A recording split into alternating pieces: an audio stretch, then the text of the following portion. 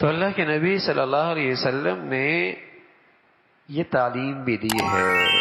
کہ گھروں میں نیکی کو فروغ دینا بھی مرد کے ذمے ہے، مرد کے ذمے ہے کہ ان کو ایسا ماحول دے دے، ان کے لیے تعلیم کے لیے ماحول سازگار دے دے، ان کے ہاں نیکی کو اور نیکی کی زندگی کو ان کے لیے حوصلہ افزائی کا باعث بنے۔ آپ علیہ الصلوۃ والسلام فرمانے لگے کہ الا کلکم راع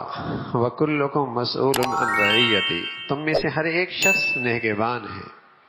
اور ہر ایک سے اپنی رعیت کے بارے میں، اپنے ماتحتوں کے بارے میں پوچھ ہوگی۔ امیر ہے، اس کے ماتحت اس کی قوم ہے۔ اسی طرح والرجل راع علی اہل بیتی، مرد نگہبان ہے اپنے گھر والوں کے سلسلے میں، وہ مسئول عنہم، اور اس سے اس بارے میں باز پرس ہوگی۔ بہت اچھی بات ہے ان کی زندگی کی ضروریات پوری کرنا، اور کرنی چاہیے ایک مرد کو، لیکن ایک بڑی ضرورت یہ بھی ہے ان کی دینی حالت کیسی ہے، ان کی دینی حالت کیسی ہے، ان کی سوچ اور فکر میں کتنی سلامتی ہے،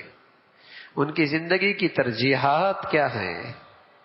وہ زندگی آیا صحیح مقصد پہ گزار رہی ہیں۔ یہ بھی ایک مرد کی ذمہ داری ہے، یہ بھی ایک مرد کی ذمہ داری ہے۔ اور اگر مرد بہت دیندار ہے اور اس کی دینداری میں کوئی شک نہیں، لیکن اگر گھریلو زندگی کے بارے میں غافل اور بے فکر ہے، ایک وقت آتا ہے اولادیں، اہلیہ، گھر والے ایک طرف ہوتے ہیں اور یہ اکیلا رہ جاتا ہے، یہ اکیلا رہ جاتا ہے۔ اگر اس نے فکر نہ کی اور خواہشات کی زندگی میں انہیں آزاد چھوڑ دیا تو وہ سب خواہشات کی طرف ایک طرف، اس لیے کہ خواہشات میں مزہ ہے، آزادی ہے،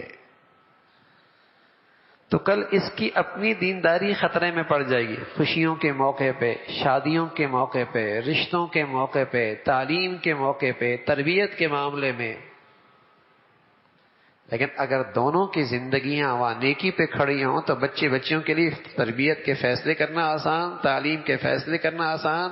غمی خوشی کے فیصلے کرنا آسان، صحیح رخ پہ اولاد کو لانا آسان، ورنہ ایک مشرق کی طرف چل رہا ہے، ایک مغرب کی طرف چل رہا ہے۔